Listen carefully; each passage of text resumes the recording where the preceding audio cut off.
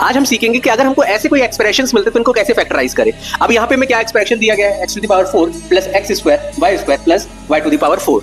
अब इसको देख के हमें एक आइडेंटिटी याद आ रही है थोड़ी थोड़ी, क्या है, a प्लस b का होल स्क्वायर होता क्या है, a square plus b square plus 2ab, right, ये याद आ रही है। तो ये तो हमको पता है। अब हमें इस एक्सप्रेशन को इसी के फॉर्मेट में, इस आइडेंटिटी के फॉर्मेट में अरेंज करना है और कुछ नहीं। जैसे कि यहाँ पे a स्क्वायर है तो क्या हम x टू द पावर 4 को ऐसे लिख सकते हैं, x स्क्वायर का स्क्वायर, मतलब हमारे लिए a क्या हो जाएगा, x स्क्वायर, और उसके ऊपर स्क्वायर लगा तो हमने x स्क्वायर के ऊपर क्या लगा दिया है, स्क्वायर लगा दिया, राइट। ऐसे ही हम क्या करेंगे, यहाँ पे हमारा a क्या हो गया, x स्क्वायर।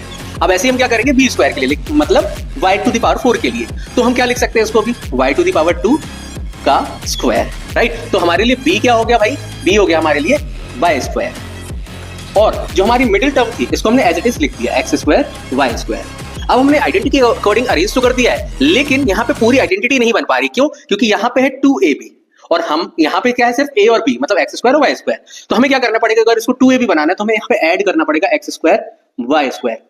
और अगर हम यहाँ पे कोई भी ऐसे मन से कोई वैल्यू लेंगे x स्क्वायर वाई स्क्वायर, तो हमें इसको माइनस भी करना पड़ेगा x स्क्वायर वाई स्क्वायर। क्यों करना पड़ेगा, क्योंकि अगर हमने किसी चीज को ऐड किया है तो हम उसको माइनस करेंगे तो आंसर 0 आएगा, मतलब उसका होना ना होना कोई मतलब का नहीं है, राइट। तो हमने ऐसे कर दिया है। अब अगले स्टेप में क्या होगा, x स्क्वायर वाई स्क्वायर और x स्क्वायर वाई स्क्वायर क्या बन जाएंगे हमारे, 2x स्क्वायर वाई स्क्वायर, और ये वैल्यू तो एज इट इज हम लिख देंगे, x square plus y square to the power 2, right. अब ये पूरा का पूरा एक्सप्रेशन हमारा क्या बन जाएगा, और यहाँ पे माइनस का x स्क्वायर वाई स्क्वायर लिख देंगे, राइट। अब ये पूरी की पूरी वैल्यू हमारे लिए यहाँ से लेके यहाँ के तक ये पूरे a प्लस बी का होल स्क्वायर बन गया है, जिसमें हमारा a क्या है, x स्क्वायर, और b क्या है, वाई स्क्वायर। तो हम क्या कर देंगे, ये जो हमको टर्म दी गई है यहाँ पे आपको दिख रहा होगा, ये पूरी पूरी की एक्सप्रेशन दिख रहा है, तो उसको हम इसमें कन्वर्ट कर देंगे, मतलब a प्लस बी का होल स्क्वायर। तो a की जगह पे हम क्या लिख देंगे, x स्क्वायर, और प्लस प्लस b की जगह पे हम लिख देंगे वाई स्क्वायर का होल स्क्वायर, राइट। और माइनस में एक्स स्क्वायर वाई स्क्वायर को हम क्या लिख सकते हैं, एक्स वाई का होल स्क्वायर।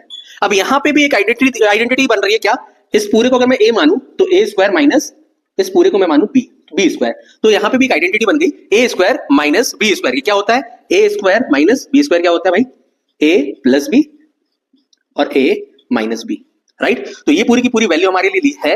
अब हमारे लिए a क्या है, a हमारा ये पूरा का पूरा, अभी मैंने बताया ना, x square plus y square क्या है आपके लिए a, और एक्स वाई क्या है मेरे लिए b है।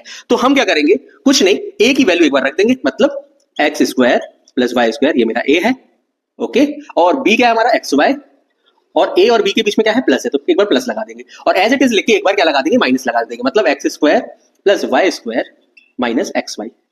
और इसके आगे ये इक्वेशन सॉल्व नहीं होगी, मतलब ये फैक्टराइज हो चुका है, और ये हमारा क्या आ चुका है, आंसर। आई होप आपको समझ में आया होगा। Thank you so much.